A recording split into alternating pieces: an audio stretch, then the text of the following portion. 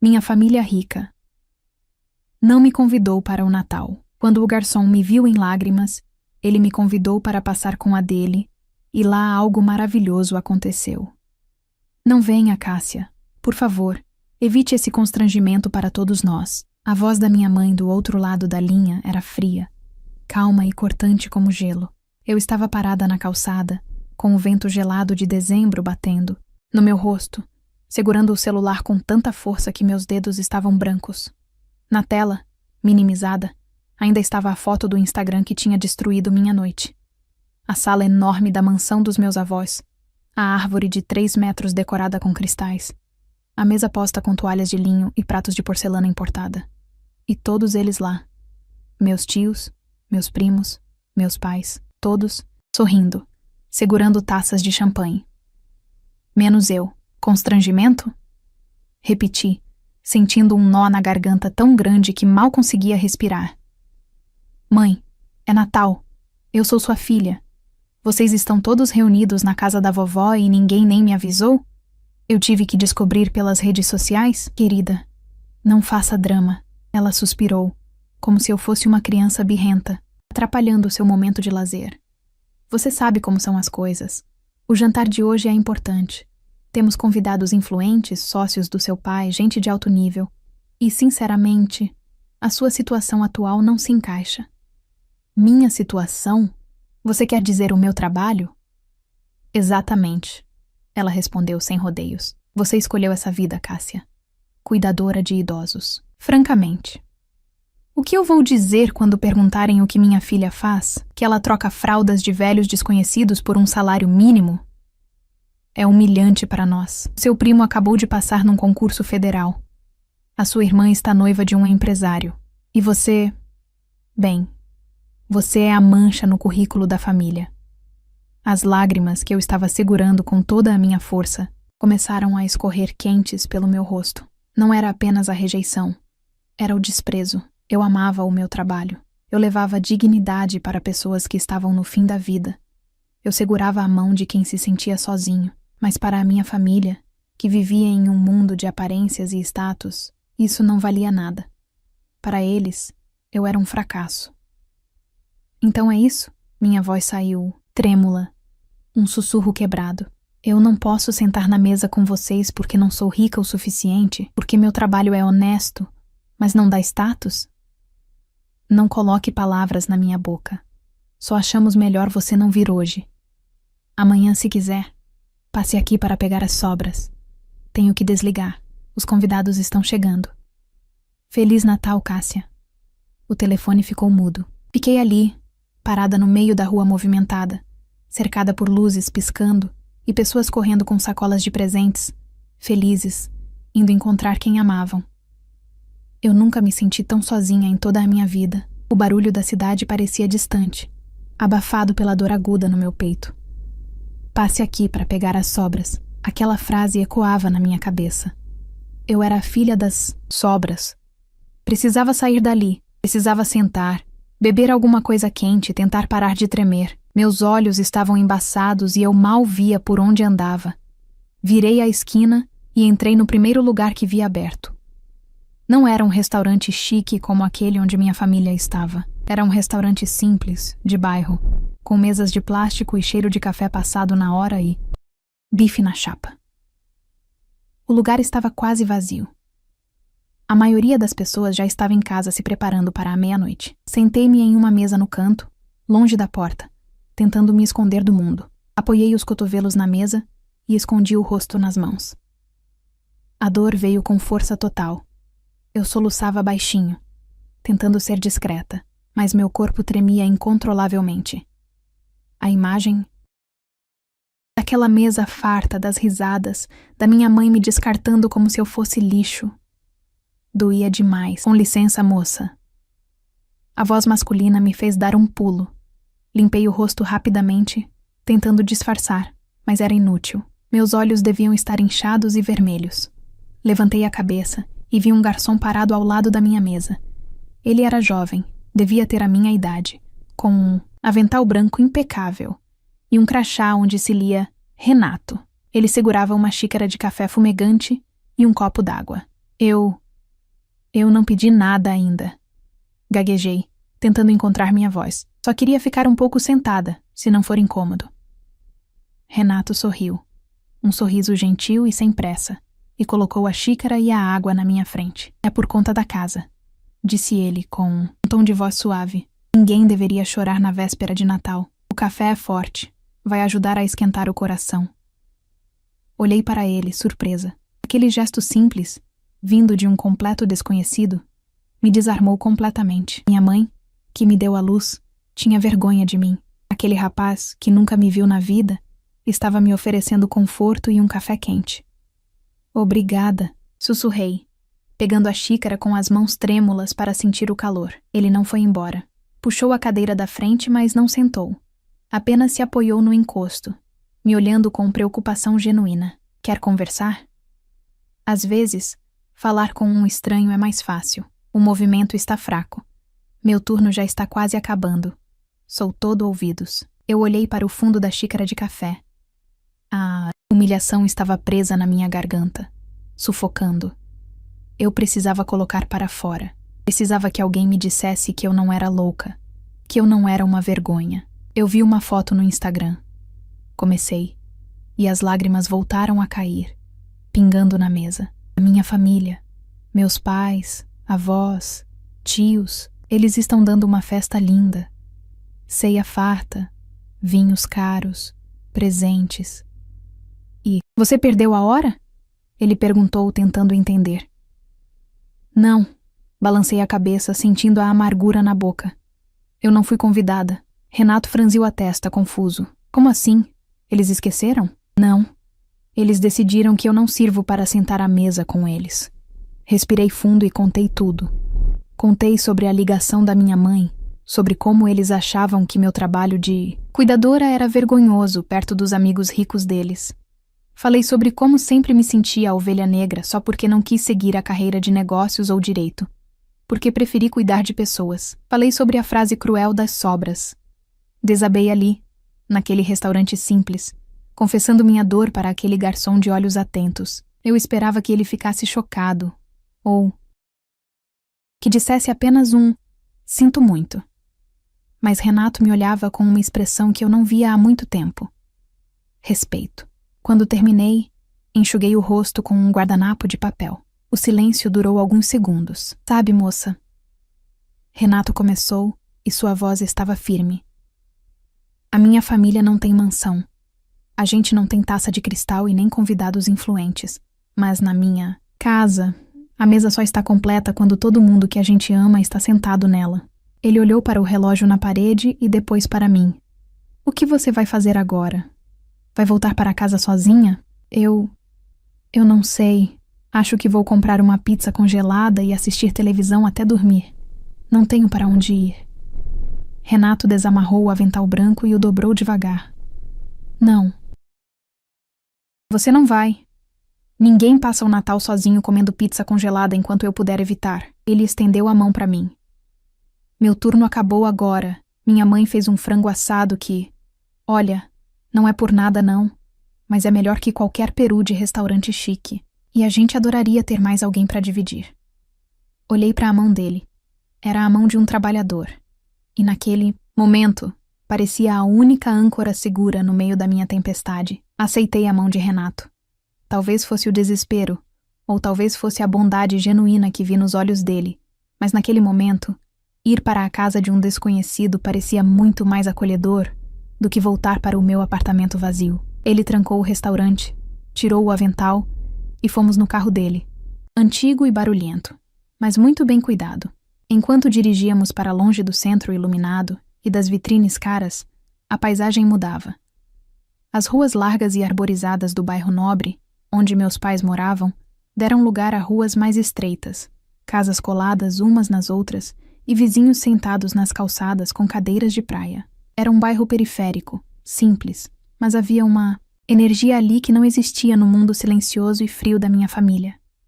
Havia música tocando, crianças correndo com estalinhos, cheiro de churrasco no ar.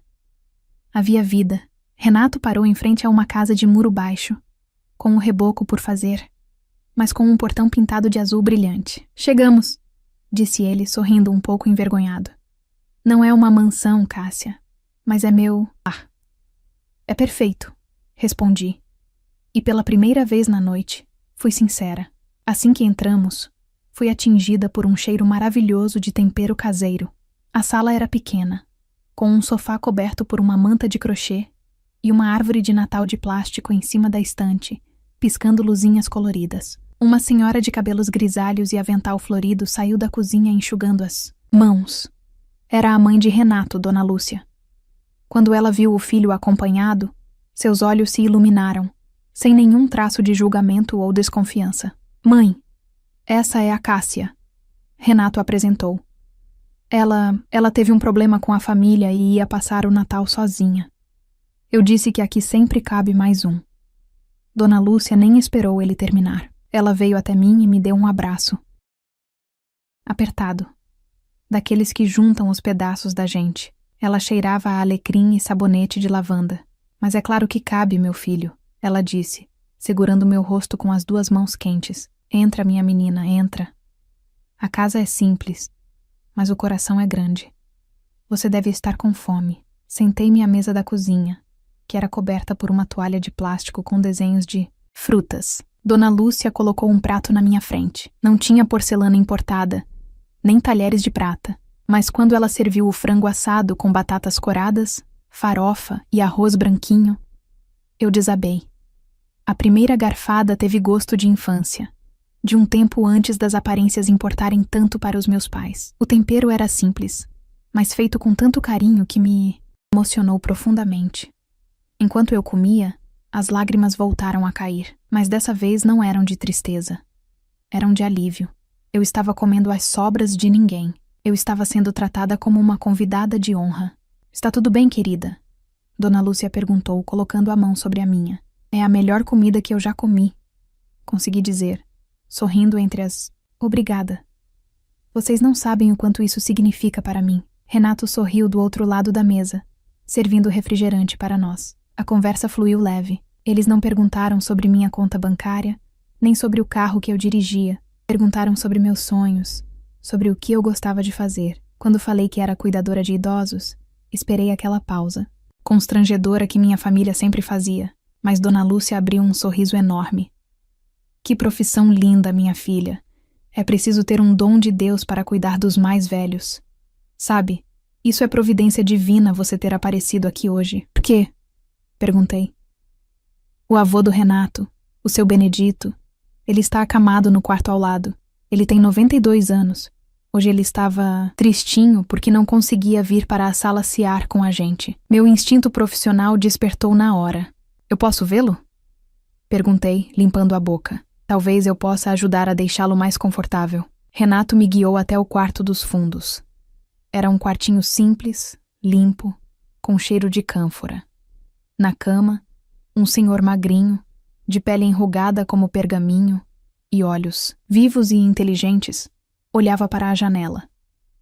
Vô? Renato chamou baixinho. Trouxe uma amiga para conhecer o senhor. Aproximei-me da cama. Notei imediatamente que os travesseiros estavam baixos demais, dificultando a respiração dele. Com gestos suaves e práticos, que eu fazia todos os dias no meu trabalho, ajeitei a posição dele, acomodei as costas e ofereci um copo d'água, com canudo que estava na cabeceira. Assim é melhor, seu Benedito? Perguntei sorrindo. O idoso suspirou aliviado e segurou minha mão. Seus dedos eram fracos, mas o aperto foi carinhoso. Mãos de anjo. Ele sussurrou com a voz rouca. Muito obrigado, minha filha. Minhas costas estavam me matando. Dona Lúcia, parada na porta, olhava a cena com admiração. Você tem jeito. Mesmo, Cássia.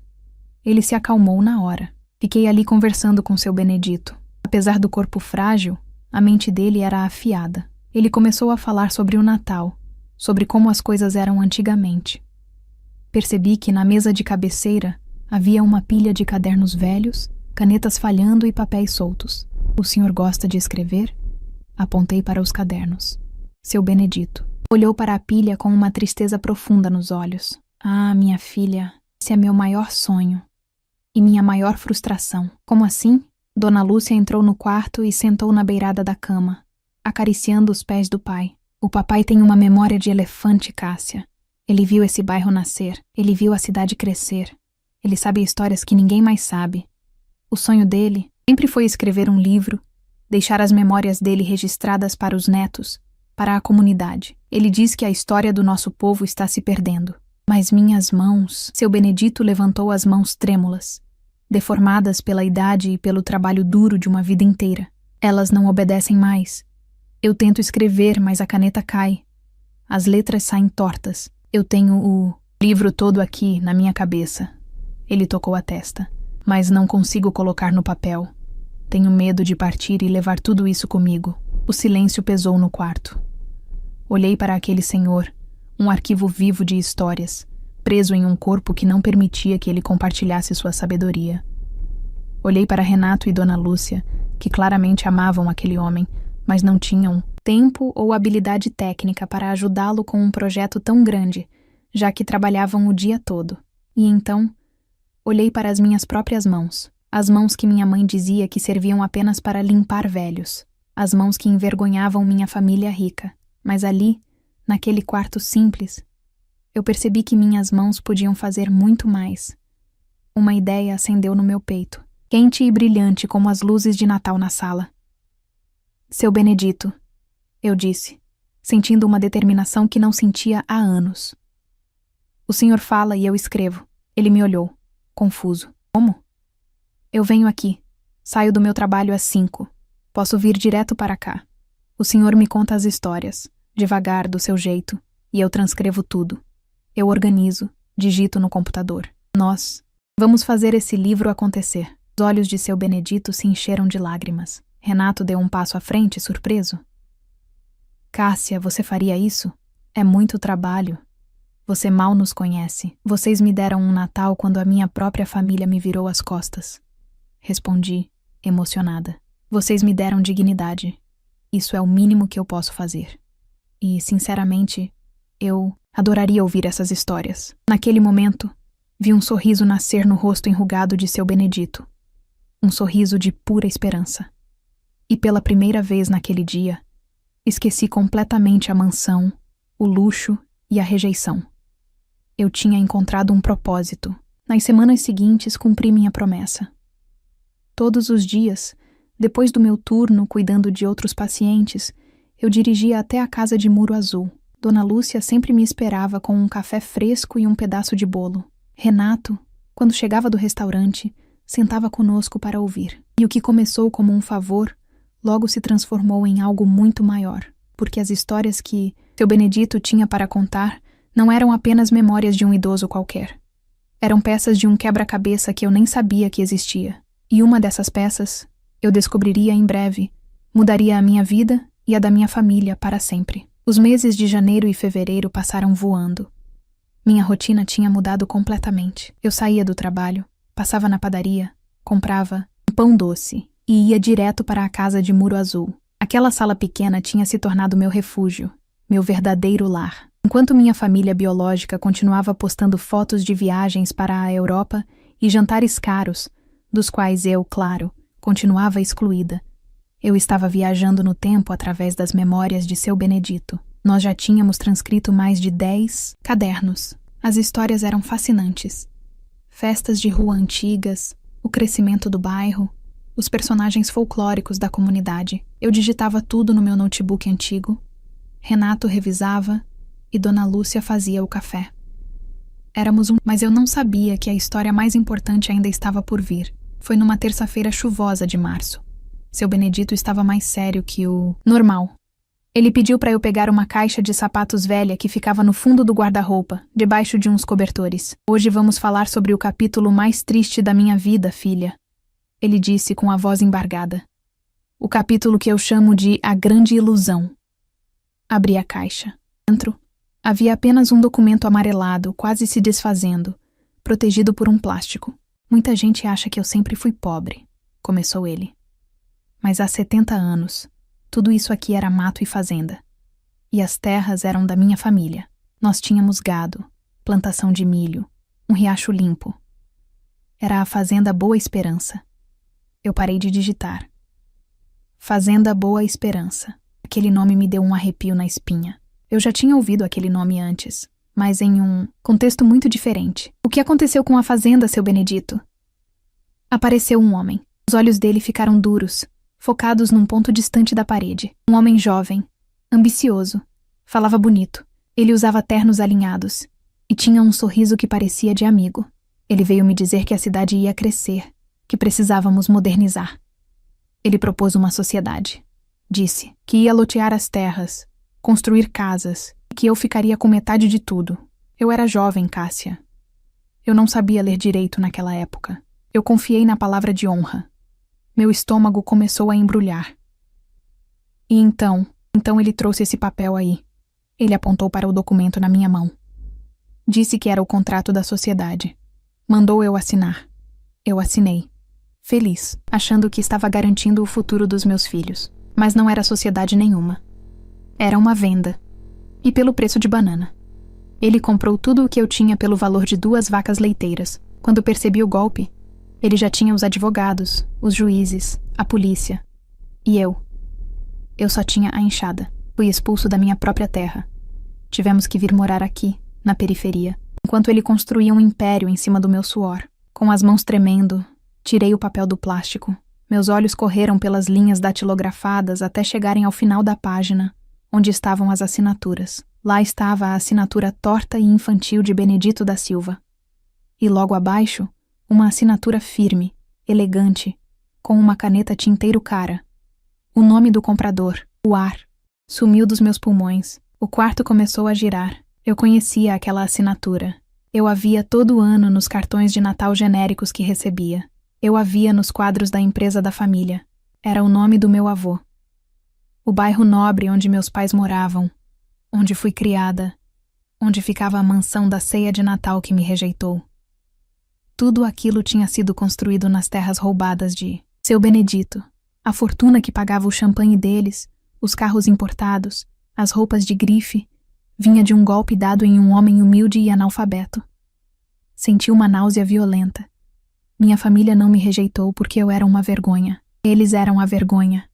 Toda a arrogância, todo o orgulho deles era baseado em uma fraude. Cássia? Renato tocou meu ombro. Você ficou pálida. Tá tudo bem?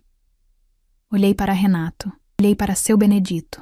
Olhei para aquela casa simples, com o reboco caindo, onde viviam pessoas tão boas, honestas e generosas. Pessoas que perderam tudo para que minha família tivesse tudo. E mesmo assim eles me acolheram. Me deram comida. Me deram amor. A culpa caiu sobre mim como uma rocha. Eu era neta do homem que destruiu a vida. Eles. Eu preciso de um copo d'água. Menti, saindo do quarto às pressas. Fui para a cozinha e me apoiei na pia, tentando não vomitar. Eu queria contar a verdade ali mesmo. Queria gritar. Foi o meu avô. Me perdoem, mas o medo me paralisou. Se eu contasse agora, eles poderiam me odiar. Poderiam achar que eu estava lá como espiã. Poderiam me expulsar, e eu não. Suportaria perder a única família verdadeira que já tive. Respirei fundo. Limpei as lágrimas de raiva que escorriam. Eu não podia mudar o passado. Não podia desfazer o golpe do meu avô. Mas eu podia mudar o futuro. Voltei para o quarto com uma determinação fria e inabalável. Seu Benedito, eu disse sentando ao lado dele e segurando sua mão com firmeza. Nós vamos publicar esse livro. E não vai ser um livrinho qualquer só para a família. Nós vamos contar tudo, com nomes, datas e detalhes. O mundo precisa saber a verdade sobre a Fazenda Boa Esperança. Mas, filha, isso custa dinheiro, ele lamentou. Nós não temos como pagar editora. Eu tinha uma poupança. Eram economias de 5 anos de trabalho duro como cuidadora. Dinheiro que eu estava juntando para dar entrada em um apartamento próprio, para sair do aluguel. Era tudo o que eu tinha, mas para que servia um apartamento se eu não conseguisse dormir em paz com a minha consciência? Não se preocupe com o dinheiro. Eu sorri, engolindo o medo. Eu tenho umas economias. Vamos considerar um investimento, na verdade. Nos 2 meses seguintes, trabalhei como uma louca. Contratei um revisor profissional. Paguei um designer para fazer uma capa linda com uma foto antiga de seu Benedito na fazenda. E mandei imprimir 1000 exemplares em uma gráfica rápida. Eu não contei para eles que estava gastando todo o meu dinheiro. Disse que tinha conseguido um patrocínio cultural. O título do livro era direto: Raízes Roubadas. A verdadeira história da Fundação do Bairro Jardins. No dia do lançamento, alugamos o salão comunitário da igreja do bairro. Fizemos uma divulgação boca a boca. Colamos cartazes nas padarias e, o mais importante, mandei exemplares gratuitos para 3 jornalistas da região que eu sabia que adoravam investigar escândalos locais. Eu estava nervosa. Minha família rica não sabia de nada. Eles viviam em sua bolha de perfeição, achando que o passado estava enterrado e esquecido. Eles não faziam ideia de que a neta vergonhosa, a cuidadora de idosos, estava prestes a derrubar o castelo de cartas deles. O salão estava lotado. Vizinhos, amigos, curiosos. Seu Benedito, numa cadeira de rodas, vestia seu melhor terno, com os olhos brilhando de orgulho. Quando ele pegou o microfone para agradecer, não houve um olho seco no salão. Mas o momento decisivo aconteceu no final da noite. Uma mulher de óculos, segurando um gravador, se aproximou de mim e de Renato. Eu reconheci na hora. Era a repórter do jornal mais lido da cidade. Com licença, ela disse, olhando para o livro em suas mãos. Eu li o capítulo sobre a venda das terras. Os documentos anexados. Isso é explosivo. Vocês têm noção de que estão acusando uma das famílias mais poderosas da cidade de fraude imobiliária? Olhei para Renato, que segurava minha mão com força, sem saber da minha conexão de sangue com os vilões do livro. Depois olhei para a repórter e sorri, sentindo uma paz estranha. Não é uma acusação, respondi. É a memória de um homem que esperou 70 anos para ser ouvido. E a senhora tem liberdade total para investigar se os documentos são verdadeiros. A repórter sorriu de volta. Aquele sorriso de quem acabou de encontrar a matéria do ano. Pode deixar. Eu vou investigar. E se isso for verdade, amanhã essa cidade vai acordar de cabeça para baixo. Naquela noite fui dormir na casa de Renato. Mas antes de fechar os olhos, bloqueei o número da minha mãe e do meu pai no celular. Eu sabia que assim que o sol nascesse, a tempestade começaria. E dessa vez, eu não seria a vítima. A bomba estourou numa manhã de domingo. Eu estava na cozinha de Dona Lúcia passando café, quando Renato entrou correndo com o jornal local nas mãos. A manchete de capa, em letras garrafais e pretas, dizia: Império de Si, Areia. Documentos inéditos revelam fraude milionária na fundação do bairro mais nobre da cidade. A reportagem era devastadora. A jornalista tinha feito o dever de casa. Ela não só usou as memórias de seu Benedito como base, mas foi atrás de cartórios antigos, entrevistou testemunhas esquecidas e cruzou datas. A conclusão era inegável. A fortuna da minha família, aquela que eles usavam para humilhar quem tinha menos, era fruto de um roubo. O grande homem de negócios, que meu avô dizia ser na verdade, tinha enganado um lavrador humilde que não sabia ler. Meu celular, que estava quieto sobre o balcão, começou a vibrar. Era o número da mansão. Deixei tocar. Parou e tocou de novo. Depois começaram as mensagens. A primeira foi da minha mãe. Cássia, você viu isso? Você tem ideia do que fez? Atenda agora. Depois meu pai. Estamos perdendo investidores. A imprensa está na nossa porta. Você precisa desmentir esse velho maluco ou vamos perder tudo. E até dos meus primos que nunca falavam comigo. Você é uma traidora. Como pôde fazer isso com o seu próprio sangue? Eu li cada mensagem com uma calma que me surpreendeu. Não senti raiva, nem vontade de rir. Senti apenas pena. Eles não estavam preocupados com a moralidade, com o fato de que viviam de dinheiro sujo há décadas. Eles só estavam preocupados com a reputação, com os convites de festas que deixariam de receber, com o dinheiro que pararia de entrar. Cássia? Renato me chamou, preocupado, vendo que eu encarava o celular. Quem é? Olhei para ele. Olhei para Dona Lúcia. Decidi que não haveria mais segredos entre nós. A verdade tinha que ser completa. É a minha família, Renato. Respirei fundo, sentindo o peso sair dos meus ombros. O homem que enganou seu avô, o homem citado na reportagem, era o meu avô. Aquelas pessoas ricas que me rejeitaram no Natal são as mesmas que roubaram o futuro de vocês. A sala ficou num silêncio absoluto. Dona Lúcia levou a mão à boca. Renato arregalou os olhos, processando a informação. Você Você é neta dele? Renato perguntou a voz baixa. Sou. Mas eu não sou eles, Renato. Eu juro. Eu só descobri a verdade lendo os cadernos do seu Benedito. E quando descobri, eu tive que escolher. Escolher entre o sangue e a justiça. Eu escolhi a justiça. Eu escolhi vocês. Renato olhou para mim por um longo momento. Vi a dúvida passar pelos olhos dele, seguida pela compreensão e, finalmente, pelo amor. Ele caminhou até mim e me abraçou forte. Você é a mulher mais corajosa que eu conheço. Ele sussurrou no meu ouvido. Sangue não define quem a gente é. As atitudes definem. E você, Cássia, é parte da nossa família agora. A repercussão do livro foi imensa. As vendas explodiram. Editoras maiores se interessaram em republicar a obra com distribuição nacional. Mas o mais importante aconteceu uma semana depois. Seu Benedito me chamou no quarto.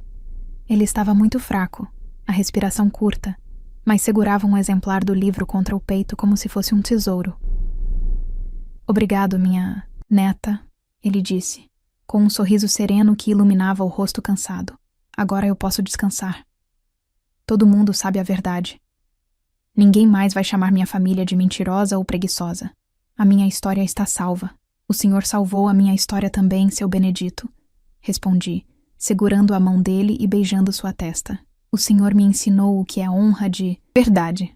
Ele faleceu naquela noite, dormindo, com uma expressão de paz absoluta. O enterro foi simples, mas digno. Pago com os primeiros rendimentos do livro. Via tanta gente que a capela ficou pequena. Pessoas que leram a história e se identificaram. Vizinhos, amigos. Não havia luxo, mas havia respeito. Enquanto isso, o mundo da minha antiga família desmoronava. Os escândalos afastaram os amigos influentes que eles tanto prezavam. Ninguém queria ser visto com pessoas acusadas de fraude. Perderam contratos, perderam o prestígio social e aos poucos o dinheiro começou a minguar. Eles tentaram me procurar várias vezes, implorando para que eu interviesse, para que eu doasse parte dos direitos autorais para salvar a família. Mas eu nunca respondi. O silêncio foi a minha resposta. Eles tiveram a chance de me tratar com amor e escolheram o desprezo. Agora, colhiam o que plantaram. 1 ano depois, no Natal seguinte, a cena era bem diferente. A casa de muro azul tinha sido reformada. O reboco estava feito, o telhado consertado, e a sala estava pintada de um amarelo alegre.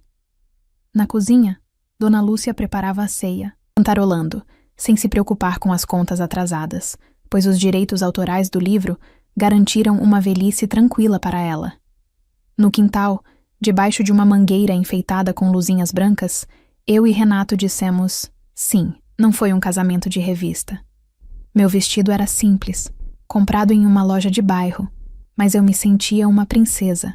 Renato estava lindo com uma camisa branca de linho. Via convidados influentes, nem sócios, nem pessoas que estavam ali por interesse. Via os amigos do restaurante, os vizinhos, as enfermeiras que trabalhavam comigo. Pessoas reais. Quando olhei para Renato no altar improvisado, lembrei daquele garçom que me estendeu a mão quando eu era apenas uma estranha chorando num café. Lembrei de como a vida dá voltas. Minha família rica achava que ser cuidadora era motivo de vergonha, mas foi cuidando de seu Benedito, cuidando das memórias dele, cuidando da verdade, que eu encontrei meu lugar no mundo. Durante a festa, olhei para o céu estrelado. Imaginei seu Benedito lá em cima, sorrindo. Eu não tinha a herança milionária do meu avô biológico, nem o sobrenome importante que abria portas, mas eu tinha algo que eles nunca conseguiram comprar com todo o dinheiro do mundo. Eu tinha amor, tinha a consciência limpa e tinha uma família que me amava exatamente pelo que eu era. Abracei Renato e comecei a dançar no quintal de cimento, cercada de risadas e aplausos sinceros. A tal vingança que dizem ser um prato que se come frio, para mim, teve gosto de liberdade. E aquele foi sem dúvida o melhor Natal da minha vida.